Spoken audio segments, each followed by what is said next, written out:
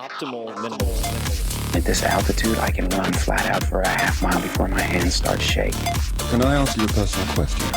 Now would seem an appropriate time. What if I did the opposite? I'm a cybernetic organism, living tissue over metal endoskeleton. Tim Ferriss Show.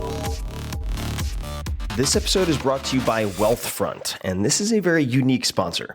Wealthfront is a massively disruptive, in a good way, set it and forget it investing service led by technologists from places like Apple and world-famous investors. It has exploded in popularity in the last 2 years, and they now have more than $2.5 billion under management.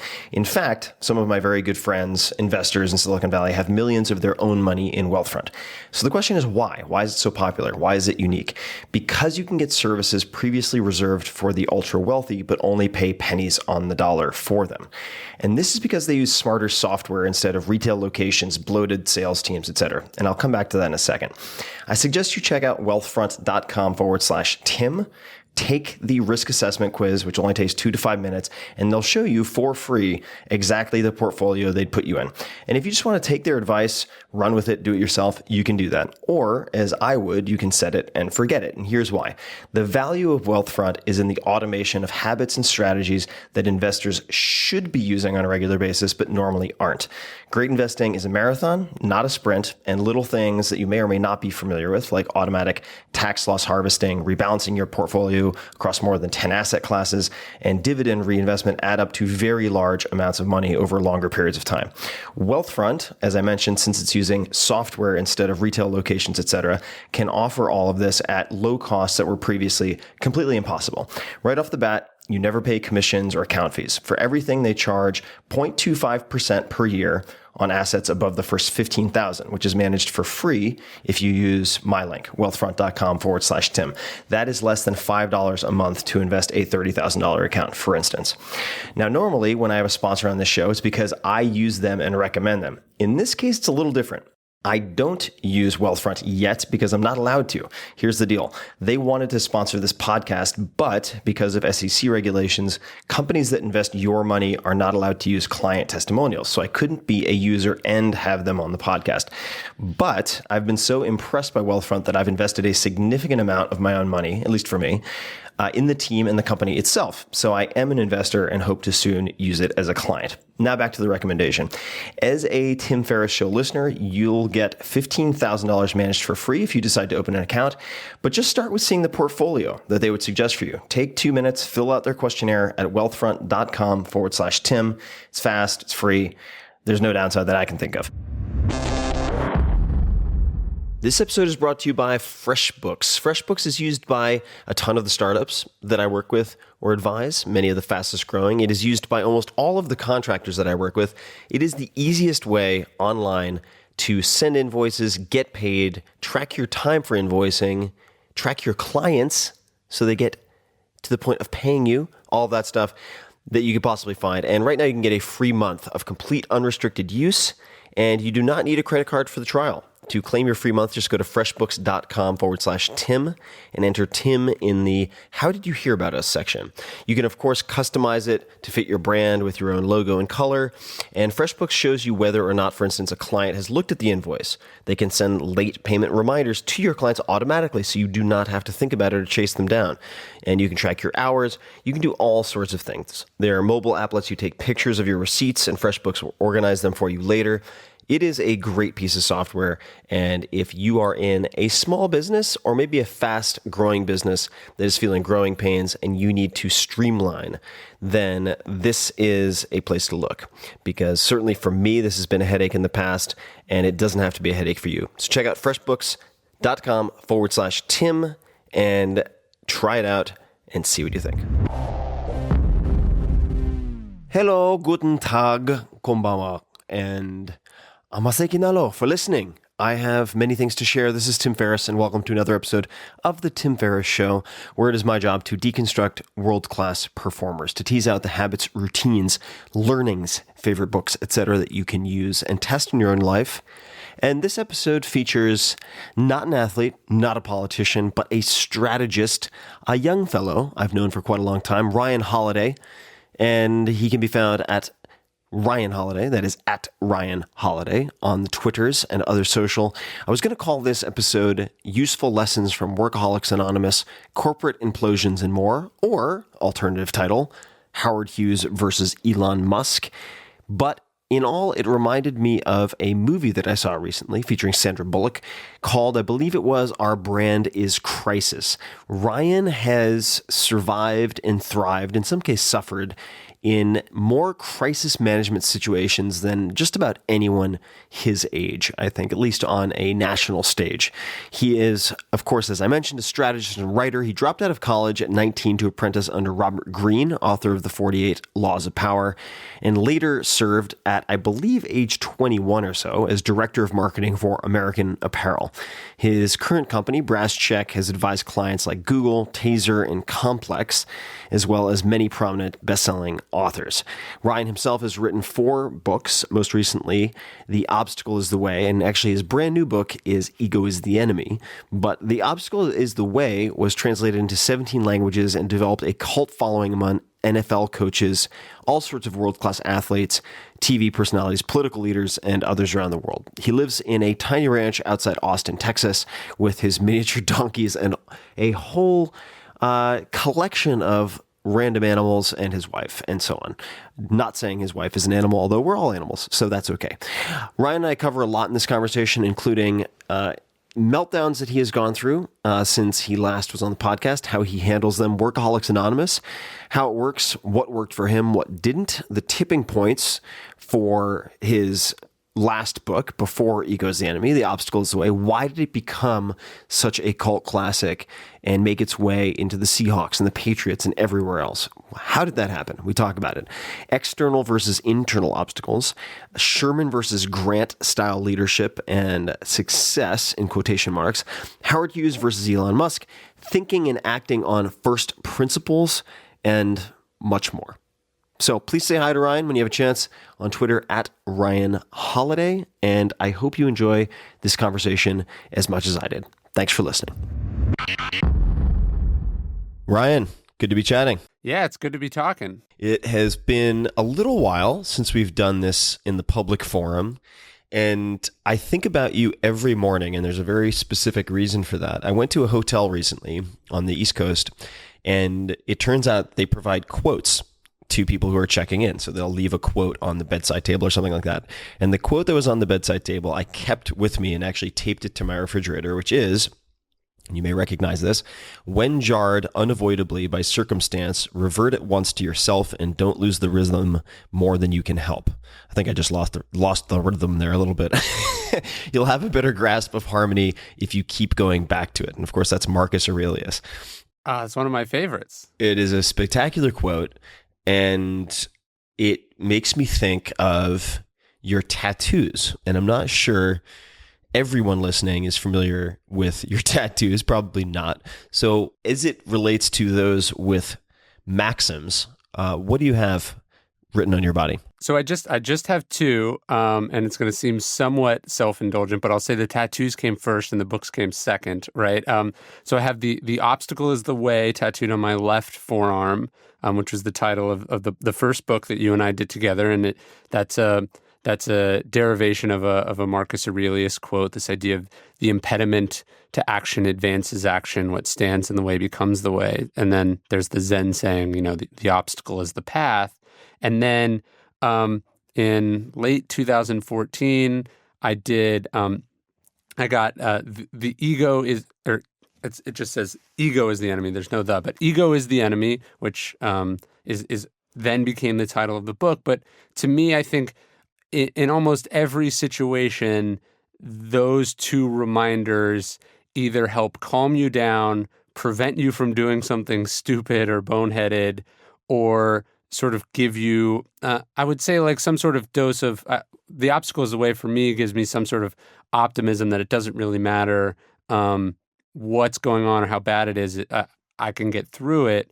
And I look at those when I wake up. I love looking at them when I go swimming, when I go running. I see them every day, and they remind me of those 2 really important ideas. And I guess I haven't developed the stomach for the ink just yet on the skin. So I'm settling for the refrigerator. But I'm glad you clarified that the tattoos came first and the books came second, because otherwise I was thinking to myself, it's going to be great when you have kids and start writing children's books, like with the tattoos that you'll end up on your body. Yeah.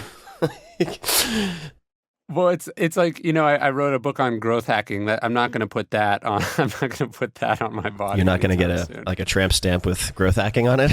Yeah, exactly. So sorry guys, I've had a lot of tea today, but the very beginning of Ego's the Enemy opens up with you witnessing and in a way being involved with the very public implosion of American Apparel, right? And then having, in effect, a meltdown of your own. Can you talk about that and how Stoicism figured into that or didn't, like when the rubber hit the road? I mean, I'd just love to hear you explain the circumstances for people. Yeah, and it's a somewhat tough situation because, as you know, anytime there's millions of dollars involved, there's certain confidentiality agreements and things like that. And the short of it is, in 2014, Dov Charney, who was my mentor, he was a close friend of mine, was fired by the board of directors at American Apparel. And he did not take that news well, as I imagine most people would not. And it turned into a hostile takeover. It was a very contentious time. And I'd been called in as a consultant to help with the turnaround of the company. And by the board. So immediately that put me at odds with someone who I'd been close to for a very long time and looked up to and admired. But at the same time, I was able to see the situation a bit more objectively than he was. So I didn't view it as a betrayal. I sort of viewed it as a commitment to the company to which I had worked for a very long time and done a lot of work that I was proud of and had a lot of friends and colleagues, and there was great people there. And so, I just finished The Obstacle Is the Way. It just come out. I was at the end of, you know how it is after you put out a book, you go on book tour, and you're just looking forward to the day where that all ends. 2 days after it ended is when I got the call. And so I immediately found myself back living in Los Angeles while my future wife was in Austin. I'm living in an Airbnb. I'm working constantly. I've got another book that I have to finish. I basically completely overcommitted myself to what became a total chaotic nightmare of conflict and intrigue and backstabbing and all the stuff that one would imagine would be going on in a hostile takeover of a company where the founder had been unceremoniously ejected.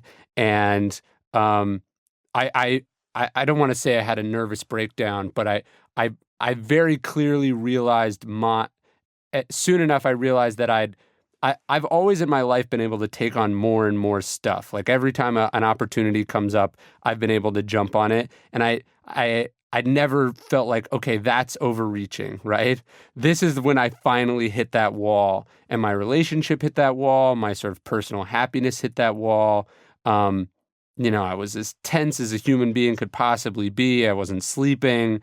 Their threats are being thrown. So it was just one of the worst periods of my life. And, it forced, not only was I dealing with, watching someone I'd looked up to behave in these ways that I didn't agree with and looking at the consequences of some of his behavior and being forced to say, is that what I want to be like? Is this the right thing to do? And then also having to look at, this idea of like, why do I keep unthinkingly plunging myself into situations because I can't say no to money. I can't say no to the thrill of a chaotic situation. I can't say, hey, that's a great opportunity, but it's not for me. And so it just I hit this complete wall. And I eventually ended up, walking away, amicably from the board when they decided to go in a different direction before ultimately going back in the other direction. And What were had the to read- directions that they were thinking about going in? So they, they reconsidered bringing him back on, and then they decided against it, and then ultimately the company was forced to declare bankruptcy and is now privately held. The company was in very dire straits, and the conflict was ultimately, I don't want to say fatal, but it put it on life support from which it's not clear that it will recover. And I hope it does. But Dove walked away with nothing. Employees like myself who had stock options and had bought shares in the company, we lost everything. The board lost their shares. So it was the definition of what became a lose-lose situation, and which I talk a little bit about in the book. This idea of when bad stuff happens, ego is what makes us make it worse because we can't step away.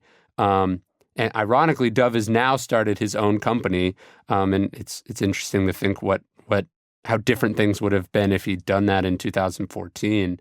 But it was what I took away from it ultimately when I finally got back to my actual life, it was like, I carved out a career for myself, which was as a writer, which very few people can do, which I'd always wanted to do, which is what makes me happy. And then, someone dangled something shiny over here, and I jumped into it unthinkingly and very in a very real way, risked all of it because I wasn't able to really decide what was important to me and what mattered, and I think a lot of people find themselves in situations like that where you wake up one day and you're like, what am I doing here? I think probably everyone listening has found themselves in that situation multiple times, but I want to go back to you walking away from the board and I guess issuing that resignation or however it came down to it. But that day, there were all these cumulative stresses, and we've known each other quite a while. I mean, we both like to kind of step up to bat and take on a lot when we're in these various projects where we get a very cool opportunity dangled in front of us or something we think is cool at the time. And the question I have is, was there a defining moment or conversation or incident, realization, whatever it might have been, what was the moment or the day in which the straw was added that broke the camel's back, where you decided like enough is enough, okay, I'm going to walk? Yeah, so and I'm not sure what I can say. I'll say this. One thing that I'm glad I did, and I think I probably learned this from you and some of the stuff you're talking about. When you negotiate a contract, you want to think about these things in advance, right? You want to know, like, you want to have a ripcord in a contract that says, like, hey, if this happens, we're walking away, and you have to be prepared to do that. And so I was in a position where, when we started to have some philosophical disagreements about how things should go, I wasn't able to say, hey, I disagree. I was able to say, look, we've already addressed this contingency. It's time for my buyout to come into effect, right? So I'm glad I did that. I think there was a couple moments. I believed my computer had been hacked at one point. I was very nervous about that. I won't say. It was just I was starting to worry about my own personal security and safety, and it's like there's nothing in business that is ever worth that, right? And then there was but if I'm being perfectly honest, it was less about the situation and more about who I become when I get drawn into situations like that. Like I remember one day I got to travel back and forth, commute back and forth from my home on occasion. So I was back in Austin, and I'd come home and I'd written all these emails on the plane, and I was waiting to get to my house so they would all send when I got Wi-Fi. And I got home and the internet was down, like Time Warner, which is horrible, wasn't working, and it wasn't working, and I was freaking out. Like I had a legitimate panic attack that I couldn't send these totally meaningless emails at like 11 p.m. on a Friday, right?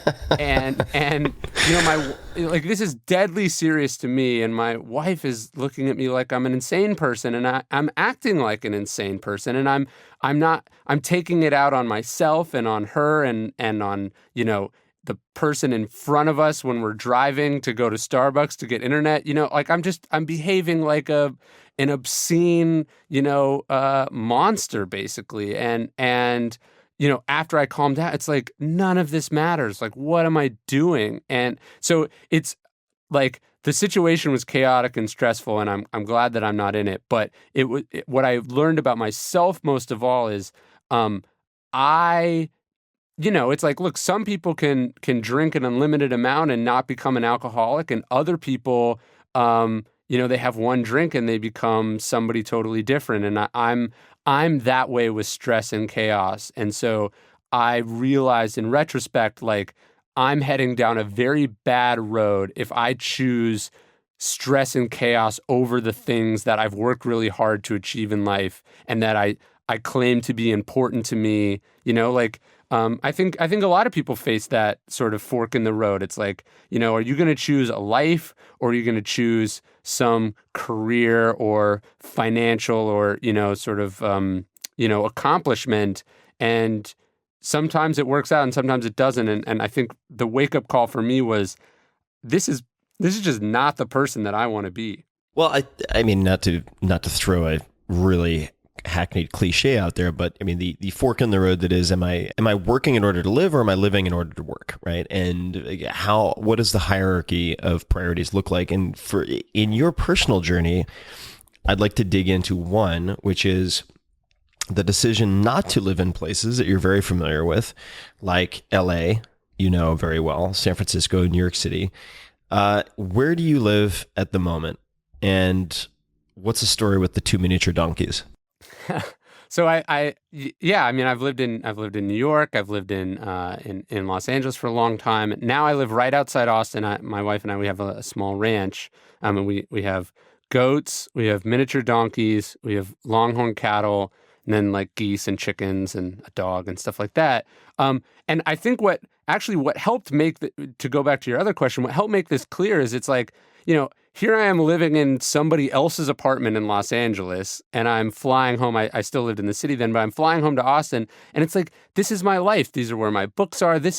I'd picked to live in Austin because I loved Austin, and here this job, which is not even my full-time job, is just this thing is pulling me away from that. And I think that tells me something, right there. But, I remember I would come home. I was looking at my goats one day. They were in the front yard, and they were just sort of standing there. I feel like goats do that a lot.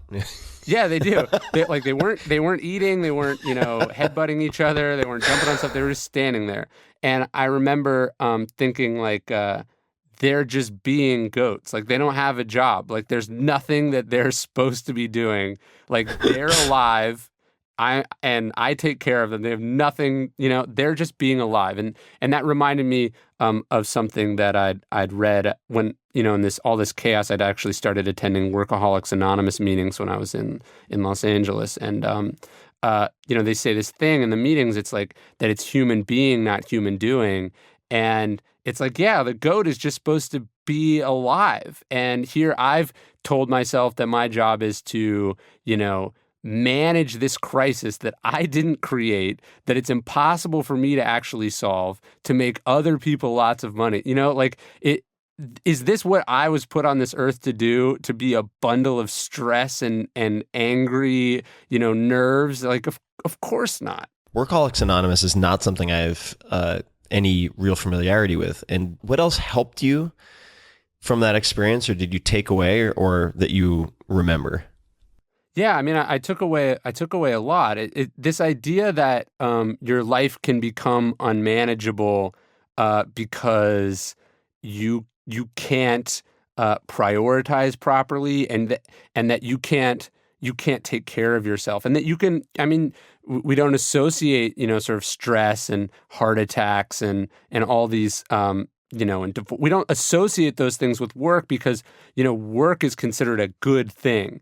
And we don't see that it can become essentially a drug for people. It can become a thing that, like, if you think about it this way, like, let's say, you're having a terrible day, all these things are going wrong. You know what always goes right? Like you sitting down at your computer, like sending emails or like reading about, like, work is, if you're good at what you do, work is the most predictable, safe, manageable thing in your life because like you control it in a lot more than you control other people or the weather, all these things, right? So I think for me, I was sort of using it as this, I could just plug into it in the way that somebody else might be able to turn on the television and tune out. I could just plug into it. And so that it was this sort of an awareness of that.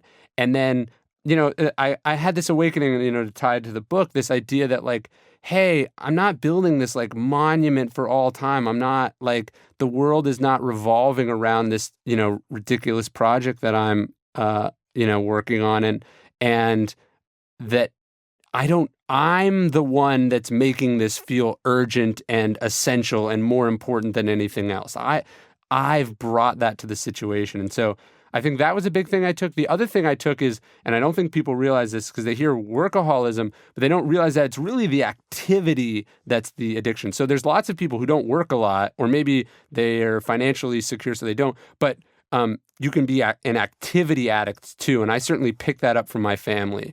My parents are always doing things. Like they live in Hawaii, but they're always doing things. And I think I internalized that as a young kid. It's like, I can't relax, like I can't stop. And I just realized that it was that impulse that had gotten me into this situation that I then couldn't figure out how to get out of. And the only way to get out of it was to walk away.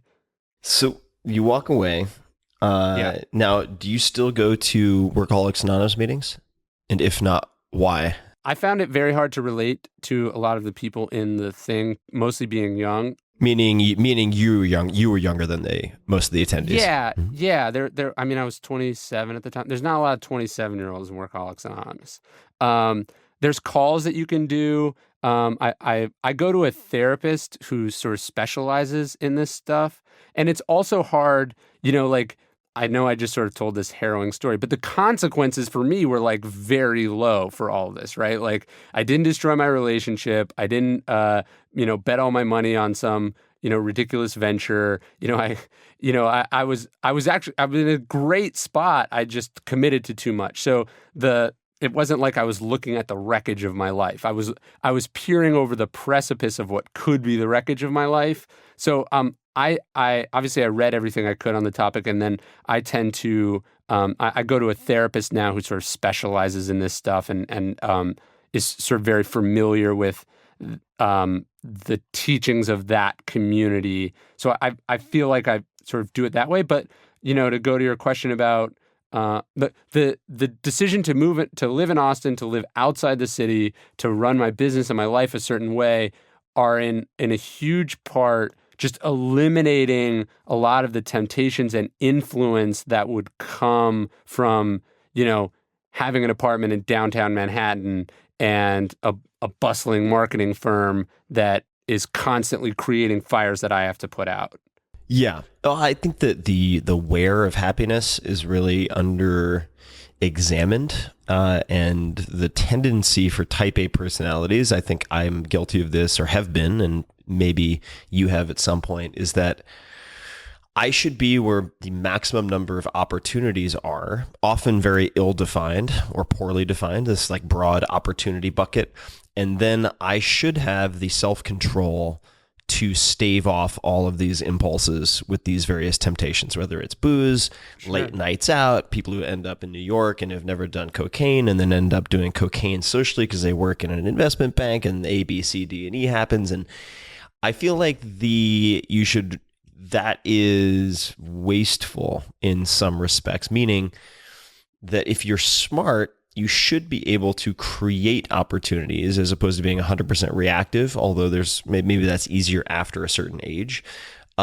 And secondly, that so you don't suffer from like decision fatigue constantly and then make really bad big decisions, to choose a location where you don't have to constantly protect yourself from impulses to reach out and respond to some shiny, distracting object or person or substance. And, you know, for me, San Francisco is the right fit. And for you, it sounds like Austin was the right fit. But let's rewind the clock just a little bit and talk about The Obstacle is the Way. So The Obstacle is the Way comes out, and a few things happen. I mean, many things happen that I think are very interesting. One of them is how quickly it was picked up, or widely, I should say, it was picked up in the professional sports world. And there's a big piece in Sports Illustrated about this, but can you talk about let's start with the Patriots, and then maybe you can just give a couple of anecdotes about how it spread and then why you think it spread. Yeah, it's interesting. The Obstacle is the Way came out almost exactly 2 years ago, so we would have been recording this a little bit before that. The book came out, and it was very much because of the audiobook. The audiobook, I guess people in sports love audiobooks because they travel a lot, and their readers are always looking for an edge. But because of it, I know it was your podcast, and it was also Shane Parrish, who runs Farnham Street. He'd written something about the book. Like, the book got very little media attention, but because of outlets like those two, a couple different people in the sports world picked it up. And one of them was Michael Lombardi, who's a special assistant for the New England Patriots, who's formerly the general manager of the Cleveland Browns. And he read the book, and he just started giving it to other people. He emailed me a couple months later, but unbeknownst to me, he'd just given it to other people. And he and I had started talking. I sent him some more books. And then the Patriots ended up, and I'm not taking credit for this in any way, but the Patriots won the Super Bowl that year. And it was just this sort of, it was so amazing for me to be watching the Super Bowl and knowing that some of the people involved in that had read my book. But other than that, it was a total secret. Like, no one had talked about it, anything. And then the following off season, Mike saw John Snyder, who's the general manager of the Seahawks, who the Patriots had beaten at a tryout, and he recommended the book to him. And so then the Seahawks read it, and it went through that organization. And so now all of a sudden my book has been read by both teams who were in the previous year's Super Bowl, and from there it just sort of caught on, not publicly, but by word of mouth. I heard from other players in the NFL, like Garrett Gilkey, who plays for the Bucks. And then it started making its way through baseball, then college sports in basketball. Shaka Smart, who became the coach of UT. George Raveling, who was as a Hall of Fame coach. He coached at USC. He actually owns Martin Luther King's "I Have a Dream" speech. And now he's the director of basketball for Nike. So that's got to be a tough one to enforce. Yeah. Like, do you actually chase people down who are using the "I Have a Dream" to like inspire their students? No. Like, he owns. So he was a bodyguard for Martin Luther King on the day he gave the "I Have a Dream" speech on the steps of the Lincoln Memorial. And when he left, George, there's an amazing article about this. George just asked him if he could have the speech that. He owns the original. He owns the actual day of. Wow. It's one of the most like sort of amazing historical, bits of circumstance ever. It's so, and he has it in his. I mean, I don't know where he has it, but he has it. And it's so. I mean, in his silverware drawer. Yeah, right. I assume it's framed in under 10 feet of glass like the U.S. Constitution. But so it had just made its way through sports, and I started Arnold, who I know you've had on the podcast. He read it probably because of your connections with people in that world. That's Mr. Schwarzenegger. If people are wondering which Arnold. Mm-hmm. Sorry, not Hey Arnold. But yeah, so it just started making its way through this world, and I started hearing from people, and I think people go out and they try to chase so much media attention, and it's if something amazing is happening, eventually the media will find out about it. And that's what happened. A reporter at Sports Illustrated heard that the Seahawks were reading it, and then we became friends, and then we started talking, and eventually he wrote a piece about it, and now it's been used by all sorts of other athletes. And when I sat down to write a book about Stoicism, and then when you published my audiobook on Stoicism, I don't think either of us were thinking the target market for this is NFL coaches and professional athletes. But in retrospect, it makes sort of perfect sense, because the idea of having to manage your emotions, to think rationally and clearly, and to make the best of any given situation and sort of never give up hope is kind of the definition of Stoicism and the definition of what professional athletics are really about at the highest level. Yeah, no, I agree. And I'll give you another story that you have not heard, which is I was recording a podcast recently for the Tim Ferriss show, and the guest was Chris Sommer, Sommer, former national team coach, men's gymnastics, and I asked him about books that he had read recently or was reading that he would recommend, and he had no idea that I knew you, and he started talking about The Obstacle Is the Way. So that's another feather in the cap. It's so crazy to me because like you write a book and you want you can write a book and look, lots of books sell well of, somewhat dubious quality, right? And so for me, like as a writer, to know that people who are way more accomplished than me, who have done things that I am aghast at and like so inspired by, that it sort of passes their test is like all that, like the book could sell 0 copies, but if like the 10 people who have reached out to me about it in, at this sort of level, that they thought it was good, that's like all that matters to me.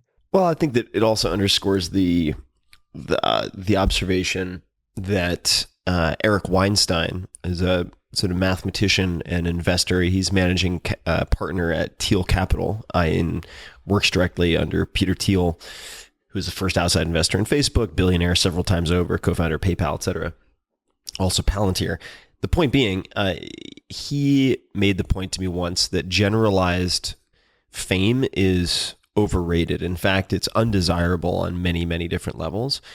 But selective fame, if you could say pick your 3,000 people to be known among, can be very, very useful. And, would you rather be recognized by the guy waving the wand in TSA as you walk through, or would you rather be recognized by everyone in the crowd of TED, but no one else, right? And they're different objectives. Not one is not necessarily better than the other. It's like if you're going for the former, you need to think very wide and kind of cross demographic, People magazine, television, extremely popular cable shows, etc. If you're going for the latter, you can be very surgical and very strategic in how you set it up. And for anyone who's wondering how this applies to, say, product launches or businesses, I would encourage you to read 2 things. The first is 1,000 True Fans by Kevin Kelly, which is an essay online. You can read it for free. And then there is also Small Giants. I always forget if it's Small or Little Giants by Bo Burlingham, about companies that choose to be the best and as opposed to the biggest. But they each of these companies is highly focused on a small demographic. And I think when you do a book launch, you can attempt to target in that way, which I think is worth the effort and planning, and identifying maybe the 1,000 true fans or 100 true fans or 10 true fans in highly niche areas where those people are thought leaders, right? In the case of, say, NFL coaches, and then paying attention, like really watching maybe verified accounts on Twitter or whatever it might be for @ mentions to see if a seed has been planted somewhere that you can help cultivate, right? In the case of the NFL, for instance. Sure. And it's like I've noticed with the podcast, like a handful of NBA players, NBA players are listening to the podcast, and some of them have heard me sort of make jokes in Spanish because I used to live in Argentina, and so like Ginobili from the Spurs has heard the podcast, and he heard the "mentime que me gusta," which is this like lie to me because I like it kind of joke in Argentine Spanish. And you just need to be observant and follow those things. But if we're looking at observation, learning, why ego? I mean, yes, there are components of examining the ego in Stoicism, for instance, but why did you decide to write about ego? And I think also this is probably among many people listening, they will have mixed feelings about that term, right? They will feel like it's not 100% negative, nor 100% positive. But why did you decide, or how did you come to end up writing about this? Well, sure. I mean, look, just I think a very accessible answer, or way to answer that, what you were just talking about, the sort of difference between going huge or going smaller and influential and then knowing that you grow from there.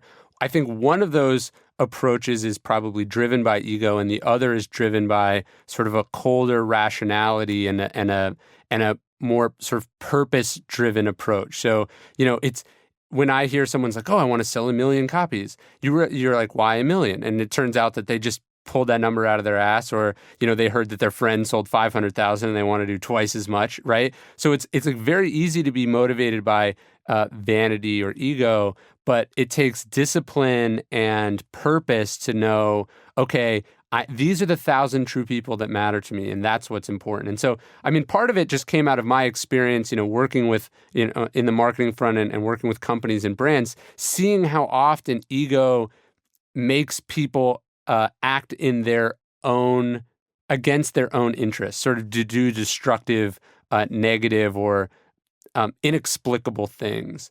And so, seeing American Apparel collapse, that sort of brought me closer to this idea, seeing, people I looked up to and admired, ruin things that they'd built or ruin relationships that mattered to them. These are me sort of, over time experiencing some of the difficulties of ego. When I sat down to write the book, I guess I was thinking, okay, if the obstacle is the way is about external obstacles, which we all face, ego is the enemy is about what I would call our biggest internal obstacle, which is, our ego, the way in which our pride and vanity and self-absorption and delusions and, need for control and greed and all these other things that we know are bad, the way those things prevent us from accomplishing what we want to accomplish, or hollowing out what we do accomplish, or, making a difficult period in our life even more difficult. I'm not talking about ego in the Freudian sense or, some complicated psychological definition. Ego, we know ego when we see it. It's, Bill Walsh, another great football coach, he said it's when your ego gets bigger than your ears. That's the problem, when you can't hear the things around you. Cyril Connolly saying, ego sucks us down like the law of gravity. I think we know how ego has ruined people around us, and we know when we've done egotistical things that have caused problems in our life. It's that I'm talking about, not some general notion of the ego that's the problem, if that makes sense. So if I were trying to then just wrap my head around it, is ego, how much of ego as discussed in the book is trying to build or conform to an image that you hope others have of you? I mean, it's sort of like an image reputational driven issue. I think it's a huge part. It's this idea of needing to be what you've always wanted to be, needing to be what other people, what you want. It's needing to be the number one, the center of attention. It's that sort of like petulant child that needs to get their own way over anything else, or it's like I've got to get all the credit, I've got to get all the attention. I need people to know how smart I am. I need to be in control, and sort of seeing not being able to see anything bigger than yourself is probably a decent definition of where ego becomes a real problem. And so that starts to distort the like, here's another way to look at it. Creativity and sort of doing great things, I think we both know, requires a real a real connection to reality, right? Like if you can't, there's an Epictetus quote where he says, one cannot learn that which they think they already know. So if ego has told you you know everything, all of a sudden it's impossible for you to learn. Or if you think the thing you made is the greatest thing ever done, now all of a sudden you're not able to sense from the audience where the improvements need to come or what changes need to be made or to make sort of realistic assumptions about, your chances of success. These are the way I think ego becomes this kind of haze that prevents us from connecting to the reality that's so important to doing great work. I'm not saying you can't be ambitious or optimistic or, driven by ideals, but it also has to be rooted in reality if you hope to accomplish any of those things. Let's talk about, because I think the ego, pornography, integrity or lack thereof, they're perhaps most easily illustrated and defined with examples. So, Sure. So let's talk about one from the book, which is Sherman versus Grant. Could you give us some context and explain that story? Sure. So one of my heroes is William Tecumseh Sherman. He was a general in the Civil War. He sort of has this reputation as being the guy who destroyed the South, and in a sense he did. He's actually probably the greatest strategic mind to ever wear a United States military uniform. I think you compare someone like Sherman to a Napoleon. Napoleon is someone who sort of always believed that he was destined for greatness, that he was the greatest thing that ever walked the earth. He was deserving of being a dictator, right? You compare that to someone like Sherman, who later in his life after the Civil War, was famous for declining the presidency. He was like, if nominated, I will not run. If elected, I will not serve. So he's sort of this opposite of what we think of when it comes to the military. He was, he started very young. He was sort of constantly underestimated. He was sent in all these backwater postings. Sort of, by the time the Civil War broke out, it was like his career was essentially over, and he'd not been successful. Nobody knew who he was. And it was only in the Civil War, in this sort of immense trial, that he showed himself to be this strategic genius, and he sort of earned his place at the top of the heap. And there's this wonderful quote from one of my favorite biographers. His name is B.H. Liddell Hart. I talk about him a little bit in Ego, but he's this brilliant writer. He was a World War I hero, and he talks about. Actually, I have it. He says.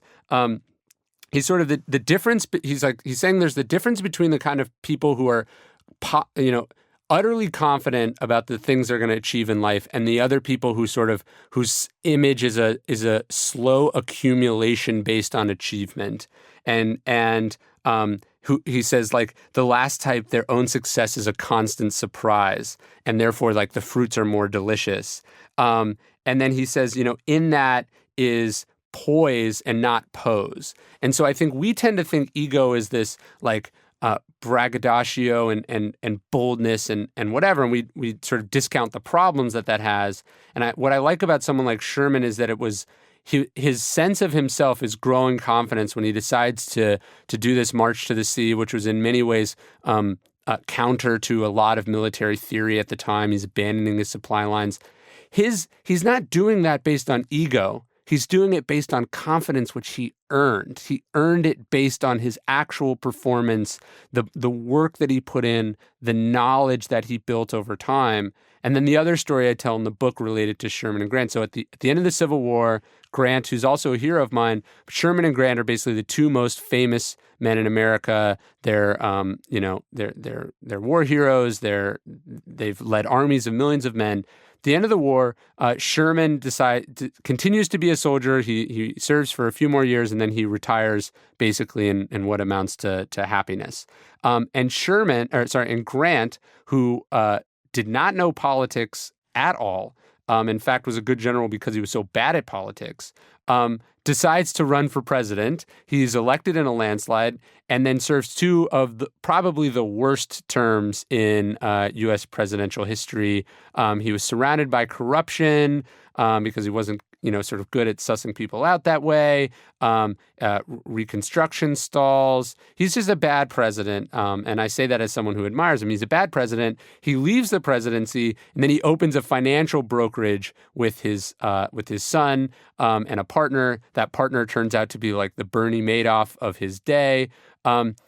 And he loses all his money. He ends up having to essentially put up his war mementos to earn money to pay off the investors, and then he writes his memoirs as he's dying of cancer to leave his family something to live on. And there's this letter from Sherman to someone. Sherman is saying, Grant was this great hero, and yet he tried to make he pursued these things that he had no skills in, being the president. And then he's saying, Sherman is saying, like, he tried to make money to impress people who would have given all the money in the world to have won one of Grant's battles. And that really hit home to me because I, sort of just gone through this stuff in my life. It's like, wait, he'd done this miraculous thing, but because he couldn't understand how impressive it was, and he had this endless need to impress other people, he ended up losing everything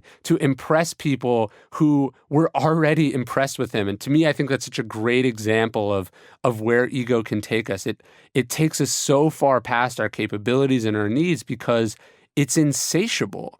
And Grant died a painful, sad death at a young age, and I think you have to attribute that ego to part of that. Well, it brings a couple of things to mind, and then I have a question for you, which relates to the question why, right? So we have the characteristics of their respective careers. One, in I think retrospect, clearly more desirable than the other, but what made them different is the question I'm going to come back to. But I guess there are a few observations. There's one, and I might be getting this quote slightly wrong, but I've heard this said, and I'm going to paraphrase it here before, which is, we work doing things we don't like to get money we don't need to impress people we don't like.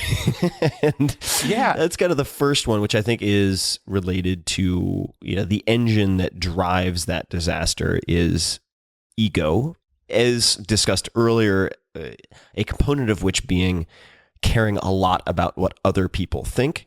And then the other is actually pulled from, I just pulled up the PDF of some of my line notes, because for those people who don't have the background, I read a very early manuscript of The Ego is the Enemy, and went through and really just digested every single line and highlighted things that I found particularly appealing or helpful. And one of them was, and I'm going to probably pronounce this incorrectly, but the performance artist Marina Abramović, I'm guessing, puts it directly, quote, "If you start believing in your greatness, it is the death of your creativity," end quote. So I think that could be a very much related piece of it. Sure.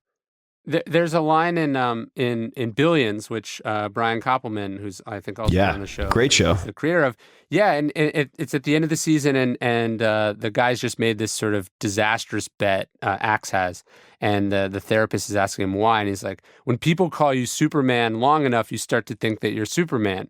And I think with Grant, it is like he had just won one of the greatest military victories in history. And this is why ego is so toxic. He just sort of defied all of the odds. He'd remade the world, literally like changed the course of history with his sheer persistence and he didn't listen to the doubters. So like part of doing a great thing is that you are putting a middle finger up to what everyone else is saying. And that works, except for when you're wrong, that's when it leads to disastrous things. So like, I'm sure people were like, like Ulysses, like, don't run for president. Like, you're not good at this. Like, it's not going to end well. Or like, what do you know about Wall Street? Why are you creating a financial firm? And it's when we bulldoze right over those really reasonable questions because we can't say no to things or we want things too badly. That's where we overreach. We believe in our own greatness, like that quote is saying. That's the death of our connection to the reality, which is what made us good in the first place. So I was given some advice. I think it was just in the first week or two that the 4-Hour Workweek hit the New York Times bestseller list. 2007, I suppose it must have been. And I was told, just remember, you're never as good as they say you are, and you're never as bad as they say you are. And so I've repeated that to myself quite a lot in good and bad times, right? And I'm just looking at this marked up PDF again, and you have Demonicus, right? You have a number of quotes, but one is, abhor flatterers as you would deceivers, for both, if trusted, injure those who trust them. And totally, yeah, there's a lot to dig into there. But let's talk about someone who is lionized by many people, and perhaps rightly so. And I should also highlight the point that, and we'll probably get into this, that I think believing you are the greatest and sort of drinking that Kool-Aid, believing your own hype, that doesn't preclude you necessarily from being financially successful. Because I think that many people will say, well, what about this person? What about this other person who has clearly an enormous ego? I mean, they're on television talking about how great they are and how brilliant they are constantly. And what I've noticed, at least, is there's a big difference between financial and career success as subjectively defined by the masses or by any of us. Just somebody who has a lot of money and gets seen on TV a lot, for instance, and someone who is even remotely content or pleasant as a human being to themselves and others. And it's been my observation, at least in Silicon Valley, that the people who tend to like bang their chests the most and make the most noise are very rarely the people who, left alone for 10 minutes to sit with themselves, who are happy with what they see, or can even sit still at all. I mean, they end up being pretty miserable for the most part. But getting ahead of myself, Howard Hughes. No. Look, I think that's a great point. And that's something I thought about a lot in the book, because people always go like, what about Steve Jobs or what about Kanye West? And I think one of the distinctions you have to make is, just because someone is successful to you, that doesn't mean that they have accomplished what they are trying to accomplish or what's important to them. So like, you look at someone like Kanye West, clearly a musical genius, clearly one of the greatest rappers to ever live. He's made amazing work. And then when, his last album came out a few months ago, or I think it's sort of in this weird release thing that he's doing, but, he's admitting that he's like millions of dollars in debt because like this fashion line that he keeps trying to launch like isn't working. And I would argue that it's probably because his ego is most out of control there, whereas he put in so many hours previously on his music when he was, aspiring to do this thing as a kid, that he's so talented that it's able to compensate for this monstrous ego, right? And so I think in some ways, it's like ego is dangerous when you're aspiring to something, no question. But it's when you're successful and you've built this thing and then you're trying to do your next thing, when you're convinced that everything you touch turns to gold, that's where ego is the most destructive, because it's like you're trying to do this other thing. You're already rich, famous, talented. You've done this great work, but ego is there shutting that door in your face. And that's not as visible to the rest of the public in the way that it is, when we see some young kid implode before they've been able to accomplish what they're trying to accomplish. Let's talk about Howard Hughes for a sec. And What is your opinion of Howard Hughes? So I think Howard Hughes is a great example of actually what we were just talking about, in the sense that, most people who are egotistical, they try something and they fail. Right. And then we never hear from them again. It's sort of, they're edited out by the survivorship bias, right? Like, we don't hear from the people that tried to do something and then never made it onto our radar. Howard Hughes is a great example of someone, because he had millions, ultimately billions of dollars passing his way through the monopoly that his father had created in the oil drilling business. He was able to repeatedly fail and waste hundreds of billions, and again, ultimately billions of dollars in his own lifetime on these ridiculous. I think you could argue, although he was clearly a genius pilot and a wonderful inventor, he was arguably one of the worst businessmen of the 20th century. I mean, he lost tens of millions of dollars in the stock market speculating on stocks. He owned RKO Pictures, which had like tens of thousands of employees when he bought it, and ended with like a couple hundred. He lost, I think something like $20 million in terrible movies with RKO. He the Spruce Goose, which he was so famous for in that movie Aviator. He built this huge plane out of wood. It's a interesting project, but you don't realize like, hey, that was a $20 million government contract for a plane that was late, that flew one time, and then he stored it in a warehouse for 40 years at $1 million a year, right? Like you don't realize that Howard Hughes, he did all these. He did sort of these Elon Musk-esque projects that were inspiring and bold, and they almost never came to anything. And the only reason he was never really held accountable for any of them is the fact that Hughes Tool Company, which was what his father created, which after his father's death, Howard Hughes literally never stepped foot in ever again, was the cushion from which all these preposterously egotistical failures would land upon.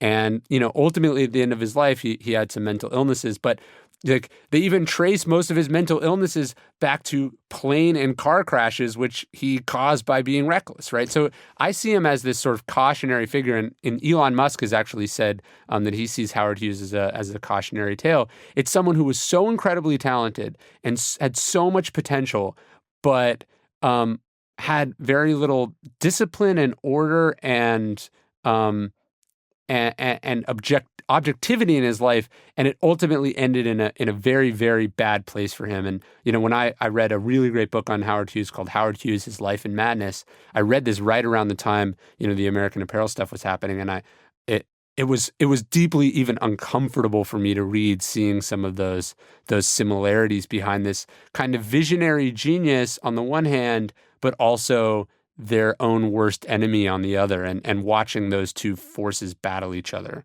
So 2 questions. The first is, let's just say that you sat down with Howard Hughes. At what point would to provide him with advice, or he actually wanted to solicit advice from you? And let's just also assume that he is open to that advice, right? So maybe he time traveled, hung out with Steve Jobs, and took some LSD. And what advice would you give him? And is there any particular point in time? Or how would you try to correct course? I don't want to dodge your question, but I would imagine you would relate to what I'm going to say. Have you ever, because, you've got your people, like, famous or important or wealthy people will sometimes reach out to authors and invite them to their house, or even pay them for like a consulting session where they want your advice on some project they're working on, or sure. And so I've found myself in situations like that. You're called to someone's mansion or their penthouse apartment. You get there, and this is someone you've admired, you thought had it together. You're very you're a fan of their work, or you're envious of what they've accomplished, and you get there and they're ranting, and I've seen them in these sort of manic fits. They're ranting and raving about these things. It's like, hey, they're obsessed with what some person on a tiny blog said about them, or they're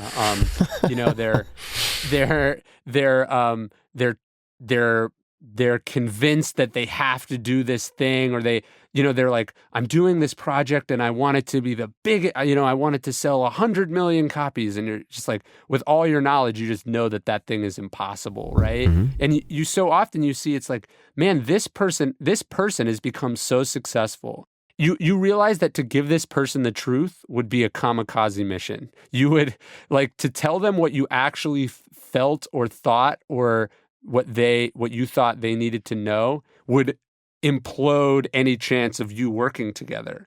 And so I see ego doing that, and I think you definitely saw that with Howard Hughes. He would be this guy, he'd be waging the corporate takeover of, TWA, and then also writing dictating 1,000-word memo about how employees shouldn't look at him in the eye, right? Or that, how no one should touch anything without putting a Kleenex between their hand and the doorknob. He was this person who... I don't know how you got a hold of my prep sheet for guests to my house, but we can talk about that later. But you know what I mean? You get called to... It's very sad. You're like, this is this is in some ways hopeless because, like, imagine if Richard Nixon had called you and asked you for advice. You're like, dude, you've really backed yourself into a corner here. Like, you shouldn't have done any of this. This is insane. And they themselves just a few years, before or after would be able to see that, but they're so caught up in the moment, and they were similar to how I was when I was, wound way too tight and way overcommitted. They're not able to step back and see what's happening with any measure of realism. And I think that's the kind of thing that happened to someone like Howard Hughes, John DeLorean, who's another hero of people. It's like he ran his own company in the ground, and then he thought he could try to save it with a $60 million cocaine deal. It's like this is not the rational mind thinking. This is ego in full sway, convincing you that you're untouchable. Convincing you to do bad, stupid, reckless things. So let's look at then maybe take a different tack. What do you see as the biggest differences between Elon Musk and Howard Hughes? Because Elon Musk is very good at executing. I've been very fortunate to meet him maybe 2 or 3 times briefly, but it seems very highly rational. And I'm gonna give also a bit of a tease for one of the paragraphs that I underlined in Ego's Enemy, which is it begins as follows. And I'm not trying to hand you this as the answer, so feel free. I want to hear other thoughts. But a young basketball player named Louis Alcindor Jr., who won 3 national championships with John Wooden at UCLA, used one word to describe the style of his famous coach: dispassionate. Okay, so I found Elon to be very dispassionate, but in a confidence-inspiring way. And he also has a meticulous, so I guess I'm kind of answering my own question a little bit, but meticulous attention to detail, which I'm sure Hughes had in some respects. Meticulous attention to detail in the same way that Wooden had. So Wooden, I heard a anecdote about him, which went roughly as follows. When he had new recruits to the team, he would sit them down and he would walk them through how to unlace and lace their shoes. And sure. I don't know if you've heard this story. And I have. Okay, and the reason being, he said, if you lace your shoes improperly, you get blisters. Blisters cause shots, missed shots cause games, missed games or lost games cause seasons, right? And he just had this meticulous attention to detail, even with the unsexy aspects. But what would you say are the biggest differences otherwise from, say, a Hughes and Musk? Sure. Well, related to that, another story that I've heard about Elon Musk, and I think it's in that big biography of him, but I read it in a Business Insider article. But it was when he was starting SpaceX. Originally, they were thinking they were going to buy these rockets and then build this sort of rocket company, right? And that's what a sort of a dispassionate person would be like. That's the idea. We've got the money. We're jumping into it. Let's go, let's go, let's go. And that's that sort of that manic mindset of, I'm rich, I'm famous, I'm Elon Musk, I can do whatever I want. But that's not what Elon Musk did. They got quotes on the rockets and they were incredibly expensive. And Elon Musk did a thinking exercise, which comes from Aristotle, called going to first principles. And he sort of cautioned the team. He was like, look, you guys have got to...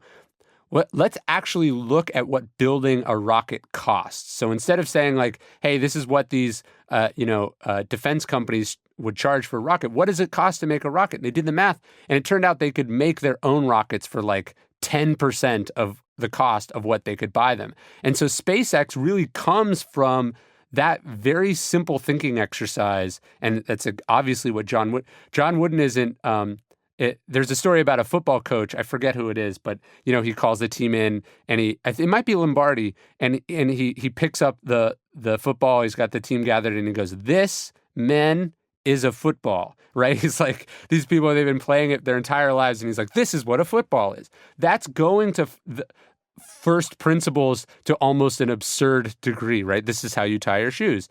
And Elon Musk is saying, hey, let's actually do the math on what this company should be and do, and what we're going to be making and what it costs. Let's not just take other people's premises for granted, and let's also not make decisions based on our presuppositions and our emotions.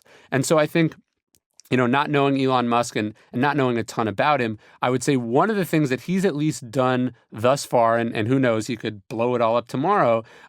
He's been very rational, and he does these things step by step. And I think, he didn't launch Tesla in this. He even looked at someone like John DeLorean and looked at the mistakes that he made and rethought it. And when he launched Tesla, he was learning from that experience rather than needing to make those costly errors himself. So I think that sort of dispassion, that objectivity, that willingness to go to first principles is certainly something that has made him incredibly successful so far. And I think correct me if I'm wrong, but the bio that has been recommended to me a few times now, which I've not yet read, I'm embarrassed to say, is Elon Musk, Tesla, SpaceX, and the Quest for a Fantastic Future by Ashley Vance. Yes, that's the one I'm thinking of. So there are a number of points in your writing across multiple books where you talk about the importance of not only accepting critical feedback, but soliciting critical feedback, right? I'd like to bring up a term that I mentioned for the first time publicly a few months ago in conversation with Eric Weinstein, which was bigoteer, right? And the basic definition of a bigoteer being someone who seeks to profit in some way from calling other people bigots, whether it be sexist, racist, fill in the blank, right? Whether that's simply getting attention for themselves, driving clicks to a particular article because that's how they're compensated, could be any number of things, material or otherwise. But the reason I thought having a term like that, it was important, bigoteer, and we may bounce around a little bit in this particular, as it relates to this question, but is that there are people who currently would call themselves or are called social justice warriors where there's no real negative consequence for hurling these terms around that can cause a lot of damage, right? And you've written an article separately about, I guess it was, help me out here, Fahrenheit 451. And it was about protecting everyone's feelings and the problem with trying to protect everyone's feelings and how that can backfire. And so maybe you could start with the one of the common misremembrances of Fahrenheit 451, which is who actually mandates that the books get burned? How did that start? Sure. Yeah. I mean, so everyone reads Fahrenheit 451 in high school, and I think the takeaway is like, oh, firemen are burning books because like a controlling government is asking them to do that. And when I read the book again about a year ago, and you realize that actually and Captain Beatty, I think is that the name? I'm forgetting. But the captain, he tells him, no, look, we do this because the public doesn't like to be offended. The public doesn't like to be upset. That's why we ban books. It's not a government mandate. It's a mandate from the people for the government to enforce getting rid of ideas that are unpleasant. And so Fahrenheit 451 takes on this new light. In that sense, you're realizing that it's the desire not to offend that drives most censorship. Most censorship is not controlling, it's well-meaning. And I think it all stems from this idea that someone, my wife says this, I'll be like, you're frustrating me. And she's like, someone can't frustrate you. Like you can be frustrated, but no one has the power over you to frustrate you. That's something you have. And that's a very Stoic idea. Epictetus, he says, if someone succeeds in provoking you, the problem is you, not them. He says, your mind is complicit in the provocation. And I think that's a good one. That's a good line. That's what we have trouble accepting. So like, it's not the person, it's like, hey, that's offensive to those other people. Don't say that. It's not those people standing up and saying, I'm offended. It's us trying to be this sort of thought police protecting all these other people. And so I think what we've seen, at least media-wise, especially when we're in this environment that's so driven by clicks and traffic, is people see someone else do something that could be interpreted as offensive.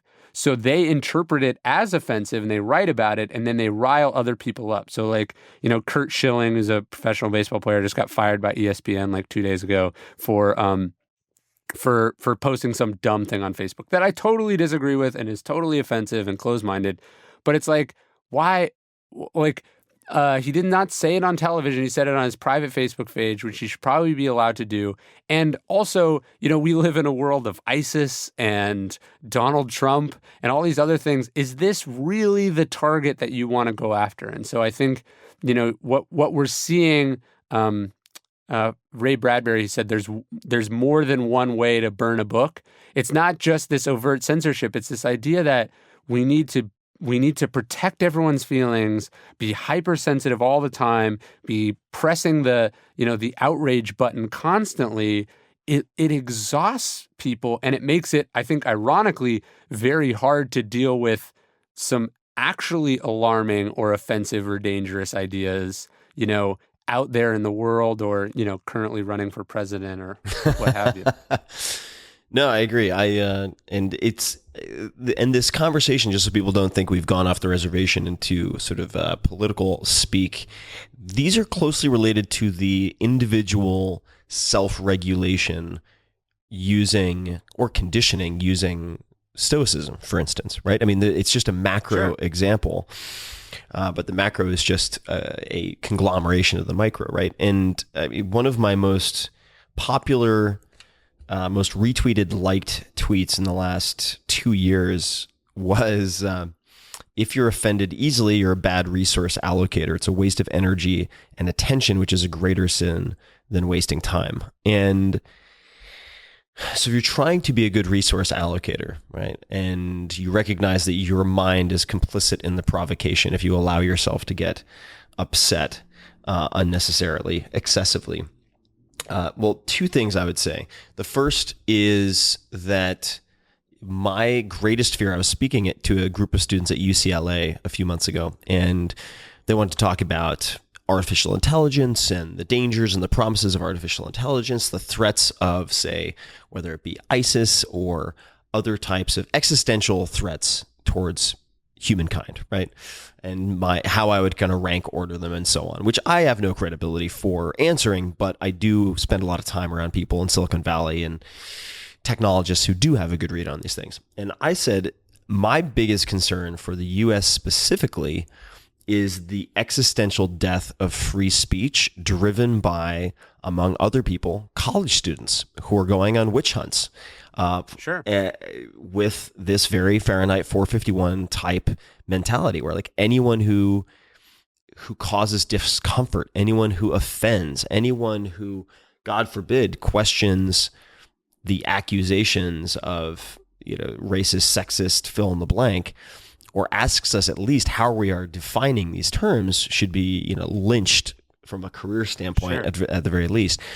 And that is my biggest fear, is that we're slowly going to kind of choke the life out of free speech and First Amendment in the United States with this like death of paper cuts, where it's not against the law to speak your mind, but it might as well be, because the public has become so sort of trigger shy and aversive to honest conversation that is the knee-jerk response. Sure.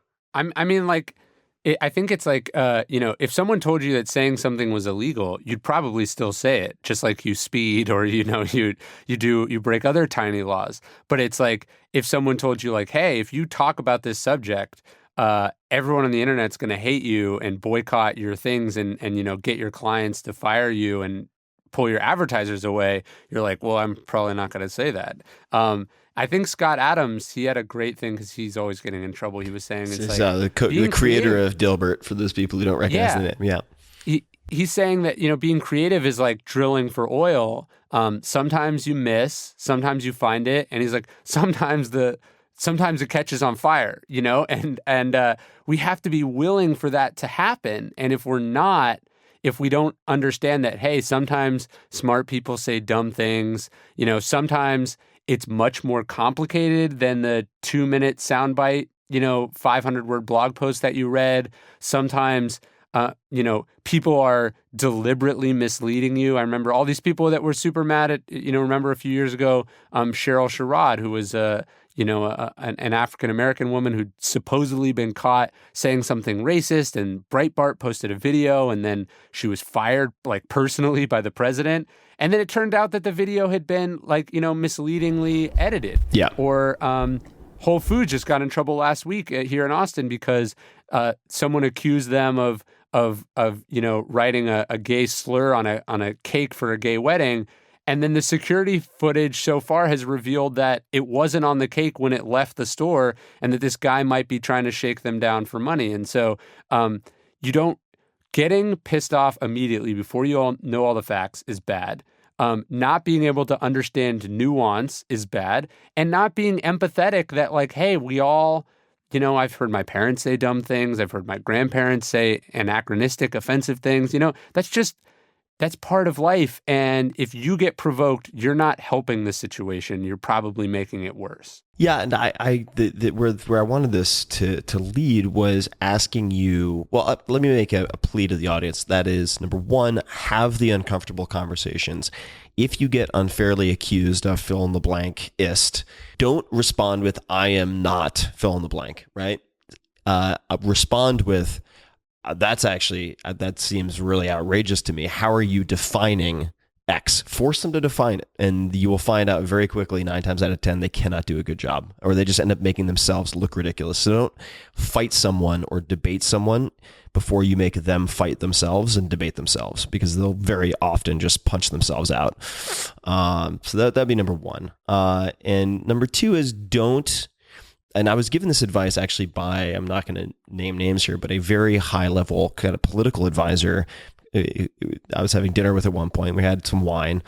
I was talking about various initiatives and so on that I wanted to undertake, including supporting research related to psilocybin at Johns Hopkins and trying to change the legal status and blah, blah, blah, blah, blah. There are quite a few things. And he said, well, that's a big, long list. He said, you should assume, he said that you have one gun, has 6 bullets. You get 6 bullets a year. He's like, any more than that, it's like you have to aim at the right targets. Any more than that, and you make people kind of deaf, dumb, and blind to your pleas and to your messages if you're constantly hitting people.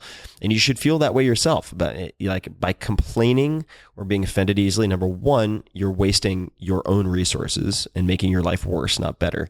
Number two, for the real things that matter, you have, let's just say, 6 bullets a year. So save the ammo for the right targets. But I'm going to get off my soapbox here, and I want to ask you, Ryan, what do you do in terms of practices, routines to instill in yourself these the characteristics that you would like to have as it relates to stoicism or ego? How does someone improve themselves, in other words? But I want to hear your personal approach. Yeah, I think I think journaling is important. So every morning when I wake up, I write in a Moleskine. I do about 2 pages, and I write not just what happened the last day, sort of how I feel about it, and what I'm working on. I feel like if you don't know what you're I want to be less sensitive, or I want to be more empathetic, or I want to stop losing my temper. You sort of write these things down. It's you're having to articulate your goal. It's not just this sort of vague notion. One of the other things I write, 2 things that are really important in my diary. So one, I write the amount of time that I spent exercising the day before, which keeps me accountable. And I find that I do a lot of sort of work on myself. I feel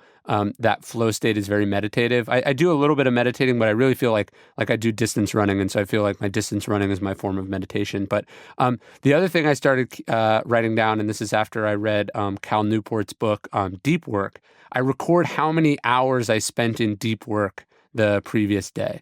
And one of the things that helps keep me accountable with some of my, my problems getting distracted and overwhelmed is if that tally isn't 3 or 4 hours, like I didn't spend 3 or 4 hours really working on like my actual creative important projects, then I know I overcommitted to phone calls, meetings, running errands. I'm not managing my life really well. And so writing these things down has helped me keep me really accountable.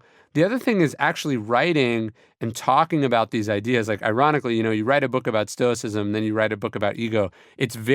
People are going to not be very forgiving with me if I complain about stuff or I blame other people for my problems, or if I even have to think as I'm marketing this book, if I say something that sounds very egotistical, like somebody's going to call me out about it on Twitter. Like I think being somewhat public with what you care about and what you're working on are two other ways, I think, to attack some of these. Well, doing anything with social accountability, right? I mean, you can have you have to have consequences, or I should say incentives, right? Like economics is the study of incentives. I mean, in its simplest form. And in that case, I mean, personally, I can also say like the 4-hour body or the 4-hour work week, right? I mean, blessings and a curse, but it's like if I'm in a coffee shop on a laptop for more than like 3 minutes, somebody's going to walk by, take a photo of me, make a fucking 4-hour joke and like put it on the internet, right? So it's like, I have to be like, yeah, or if you got in horrible shape. No, it's like I can't be like, fat. I cannot be fat. So that's great. I'm not allowed to be fat. It's just I would never live it down. Now, you don't need to write books to have this type of social accountability. You can create a betting pool. You can, for instance, for weight loss. So you could have 4 or 5 people put in $100 each, and the person who loses the most body fat, key, not just scale. So you can use DEXA scans for this, or any number of different tools, then wins the entire pool, right? And what's cool about that is you will actually work harder to not lose your $100 and to beat the other people than you will to earn the 500 or 600, whatever it might be, right? So that could be one example. Another would be using a site like coach.me or stick, stickk.com. Diet Bet is another. I'm just going to rattle off a few.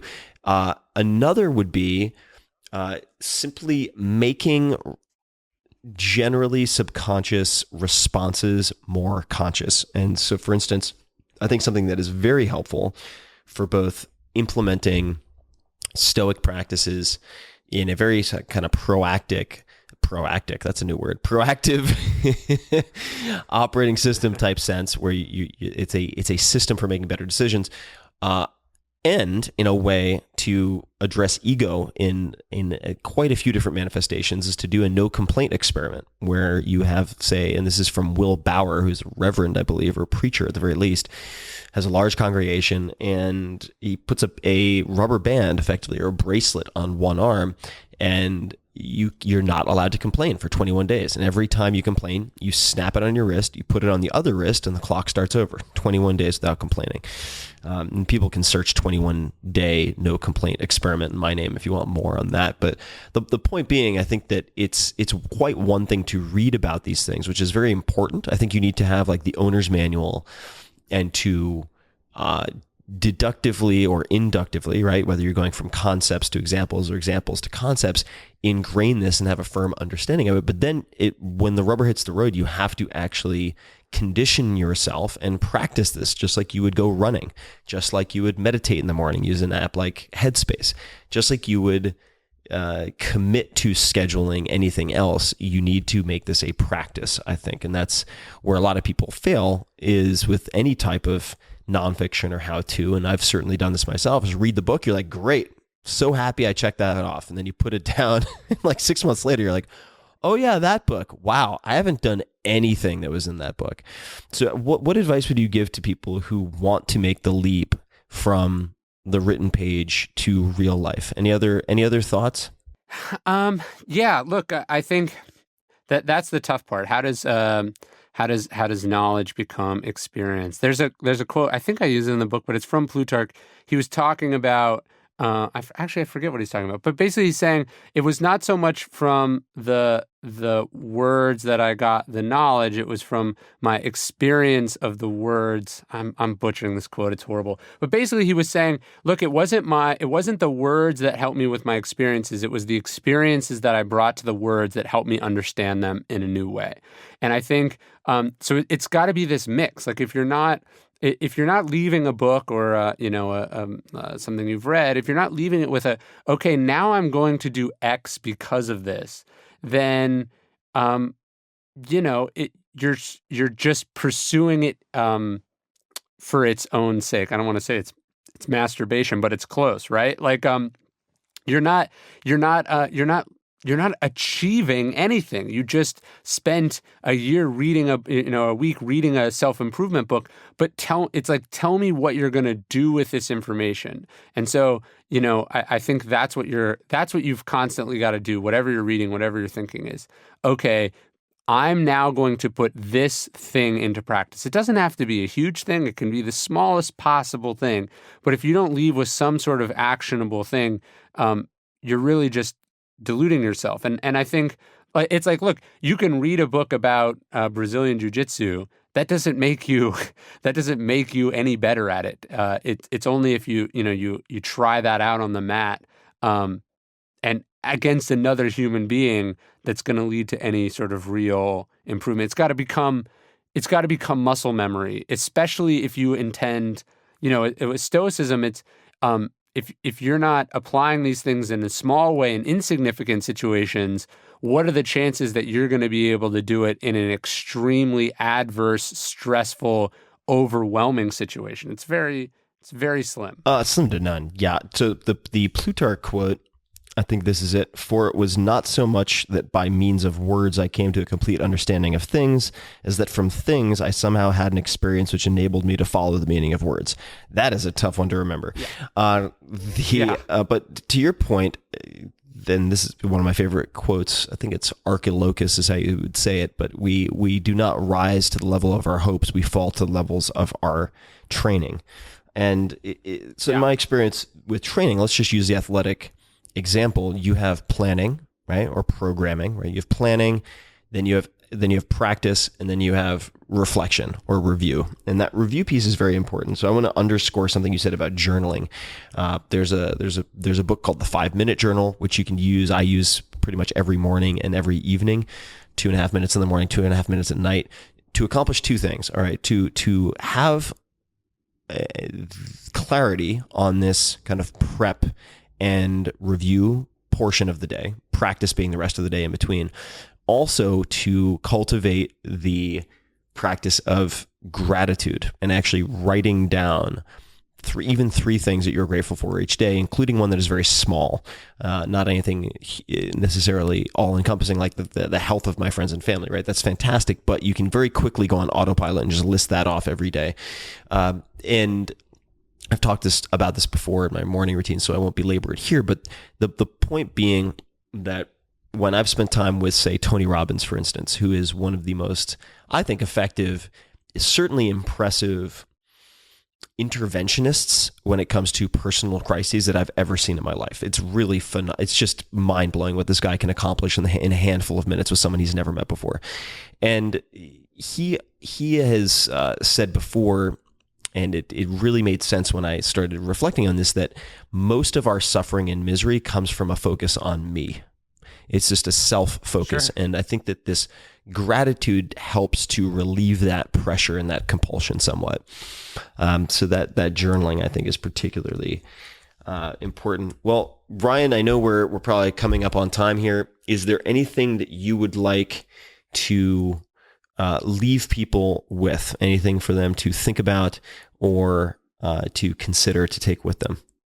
Yeah, I mean, I liked what you were just saying about Tony. I think that's really interesting. It's this idea that it's when you make something all about you, you stop seeing it rationally. And I think the other thing I found that was helpful for me, it's this idea of like this thing, like however many copies my book sells, or however much money I make, or whoever I know, none of the, it's like, if you could start to realize that none of these things say anything about you as a person, right? And I think that's why we get so caught up. It's like, we're like, the kind of car I drive says something about me as a person. You know, like the number of Twitter followers I have says something about me as a person. So then we're like so possessive and aggressive and ambitious and controlling about them because like we've wrapped our identity up in them. When I was first writing the book, the original title is based on a quote from Paul Graham where he says, keep your identity small, because the smaller your identity,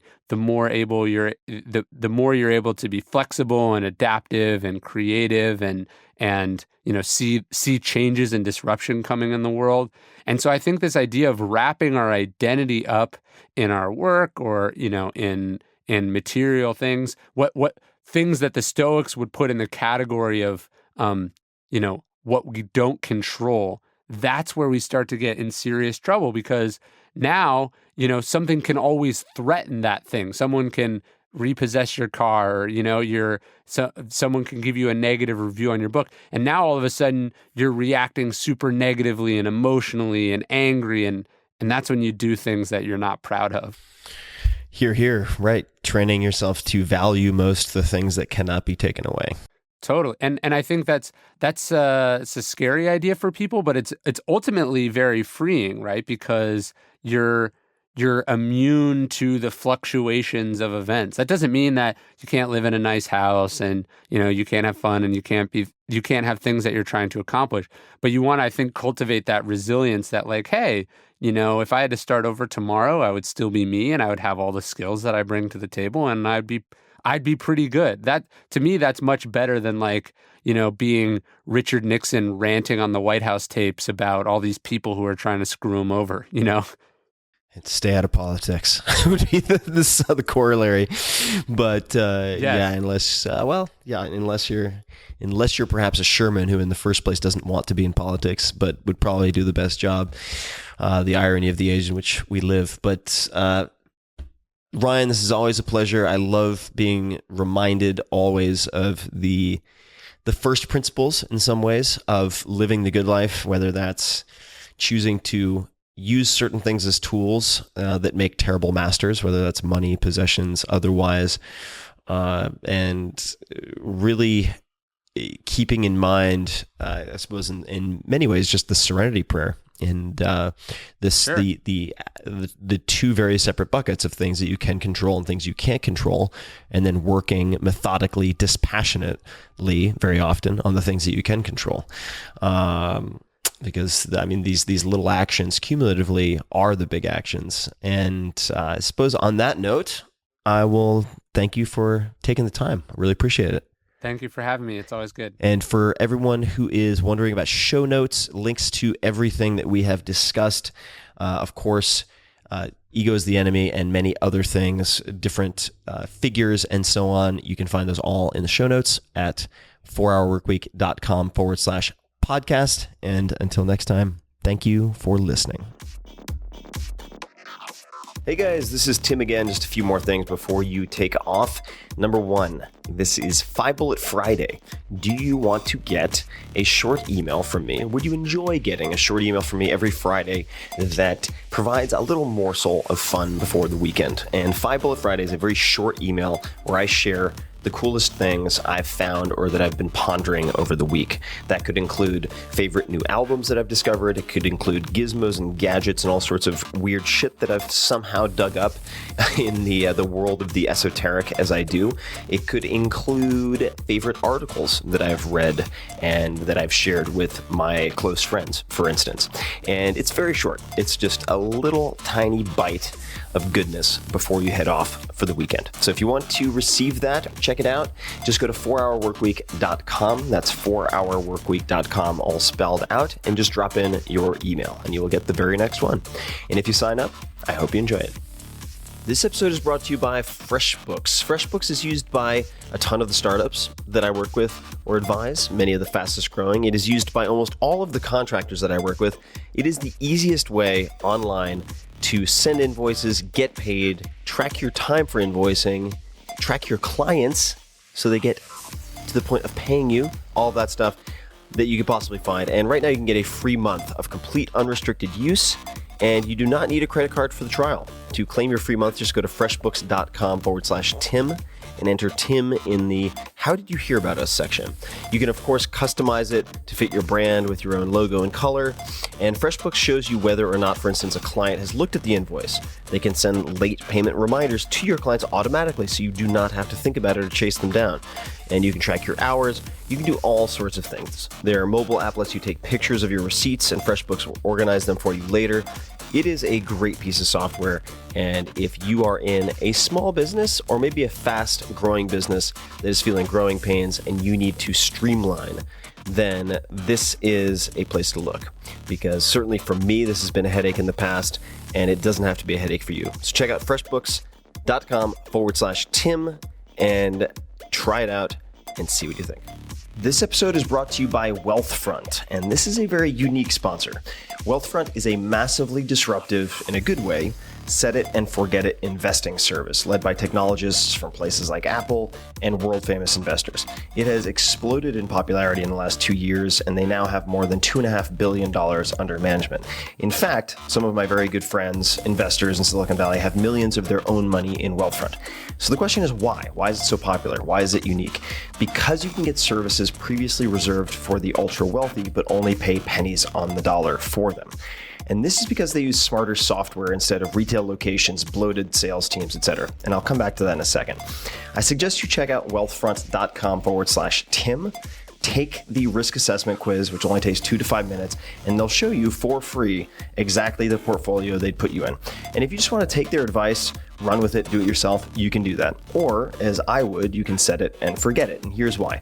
The value of Wealthfront is in the automation of habits and strategies that investors should be using on a regular basis, but normally aren't. Great investing is a marathon, not a sprint, and little things that you may or may not be familiar with, like automatic tax loss harvesting, rebalancing your portfolio across more than 10 asset classes, and dividend reinvestment add up to very large amounts of money over longer periods of time. Wealthfront, as I mentioned, since it's using software instead of retail locations, etc., can offer all of this at low costs that were previously completely impossible. Right off the bat, you never pay commissions or account fees. For everything, they charge 0.25% per year on assets above the first 15,000, which is managed for free if you use my link, wealthfront.com/Tim. That is less than $5 a month to invest a $30,000 account, for instance. Now, normally when I have a sponsor on this show, it's because I use them and recommend them. In this case, it's a little different. I don't use Wealthfront yet because I'm not allowed to. Here's the deal. They wanted to sponsor this podcast, but because of SEC regulations, companies that invest your money are not allowed to use client testimonials. So I couldn't be a user and have them on the podcast. But I've been so impressed by Wealthfront that I've invested a significant amount of my own money, at least for me, in the team and the company itself. So I am an investor and hope to soon use it as a client. Now back to the recommendation. As a Tim Ferriss Show listener, you'll get $15,000 managed for free if you decide to open an account, but just start with seeing the portfolio that they would suggest for you. Take 2 minutes, fill out their questionnaire at wealthfront.com/Tim. It's fast, it's free. There's no downside that I can think of.